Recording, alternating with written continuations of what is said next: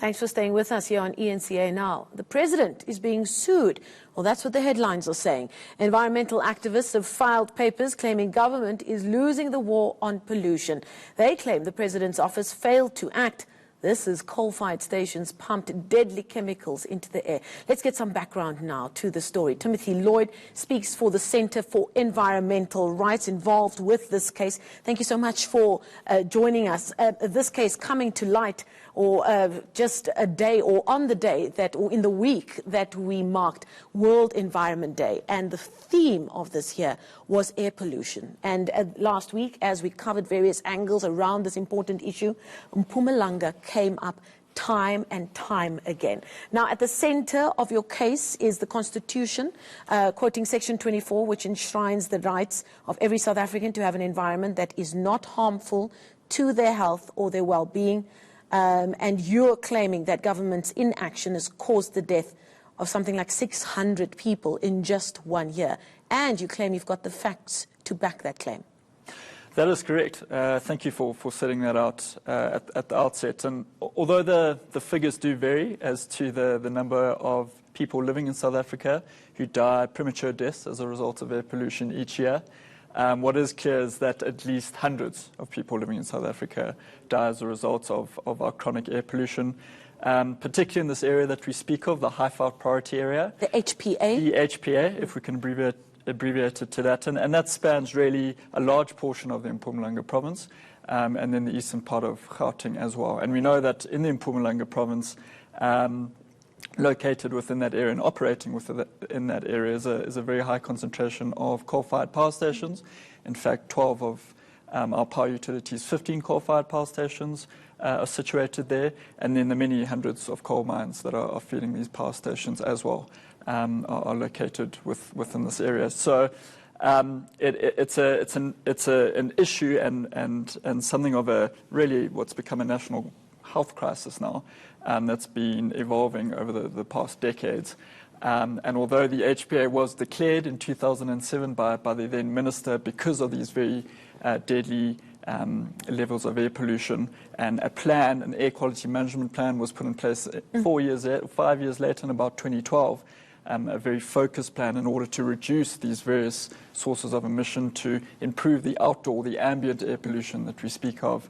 We haven't seen any significant improvement at all across the HPA, and in fact, in some of the pollution hotspots, like Emeracleni, Middelburg, Ermelo, Secunda, for example, the air quality there may have actually deteriorated even further. Now, as part of the case that you're making, along with very intense reports from international experts, you've also added the testimonies of people who have suffered as a result of air pollution. And as is the case in stories like this, very much the poorest of the poor in South Africa were suffering. One of the cases I read is a woman who suffered health issues. The children suffer from asthma. And because they are poor and they're no longer jobs in the coal industry brought them to an area like Witbank, Emeracleni. Those jobs have dried up. But the impact of those coal mines still remains in that their kids are struggling with their health. And because they don't have money, they cannot get them the medical health that they need. All of this, you're saying, you're putting at the feet of 5 respondents, one of them including the presidency. Why? Correct. So, I mean, maybe just to clarify the parties involved here, and starting with these 3 individuals who, they're not parties to the case per se, but very bravely came on board with the litigation voluntarily as an opportunity to give their story of the struggle of having to cope in this chronic daily air pollution, which violates their constitutional right, their Section 24A right on a daily basis. And it's 3 individuals that differ in their circumstances and profiles. So we have a mother with a 3- and 5-year-old child, a young man, and also a young lady, but all struggling with this same persistent air pollution that we speak of.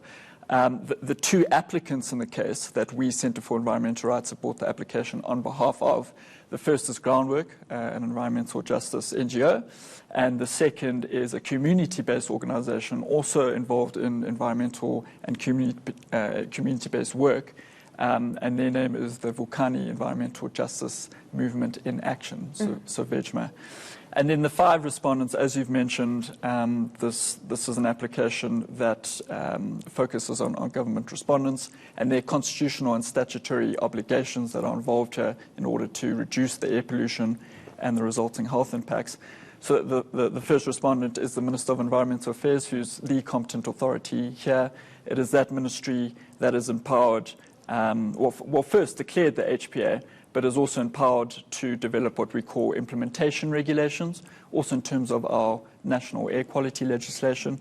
And those are a set of regulations which are there to properly enforce this air quality management plan that I speak of, which clearly, even though that air quality management plan was developed in 2012, and the various goals within that plan are meant to be achieved by 2020, that's next year, in improving the situation, it's clearly its implementation enforcement has been inadequate.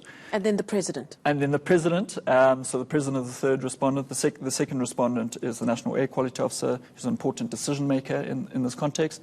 Third respondent is the Office of the President, and then the MECs for Mpumalanga and Gauteng, respectively, who also have important provincial oversight and implementation responsibilities when it comes to air quality laws. So why do you believe it goes as far as the President? Why do you think the Presidency specifically has a lot to answer for here? I think 2 reasons. As I say, the ministry with the primary mandate here is the Minister of Environmental Affairs. But as we said in the papers, this is a problem that's affecting a population of at least 4 to 4.5 million people. So it's a matter that's of national importance. And given that the President has a fundamentally important oversight role of the executive, which will include the Minister of Environmental Affairs, we believe that this is a matter that should that demands his full attention. And we understand that as we speak, the new President is Cyril Ramaphosa, and he has many demands on his list at the moment, but we believe, given the name of the area, the priority area, this is certainly an issue that should be prioritised, not only within the Department of Environmental Affairs, but across government. What happens next in this case now? What do people keep an eye out for if they want to track this story? So we filed the application at the Pretoria High Court on Friday. The Minister of Environmental Affairs, the President, National Air Quality Officer were served with their papers on Friday, and the 2 MECs that I referred to earlier are being served today. The 5 respondents then have 15 days within which to notify us of their intention to oppose the application. That's one, and the second is that in terms of the court rules that we have filed this application, early July we'll be expecting the record of decision. So those are the materials, the documents, information that the Minister of Environmental Affairs, who's now the former Minister of Environmental Affairs, considered in making a decision that really there was adequate progress that had been made in the HPA. So we'll be waiting for that information early July, and then we'll be able to supplement our application at that stage, depending on what comes before us. Well, real groundbreaking stuff in this litigation. Thank you so much for coming to tell us more about it. We'll definitely be keeping track of it. You are Timothy Lloyd, speaking on behalf of the Centre for Environmental Rights. Thank you so much.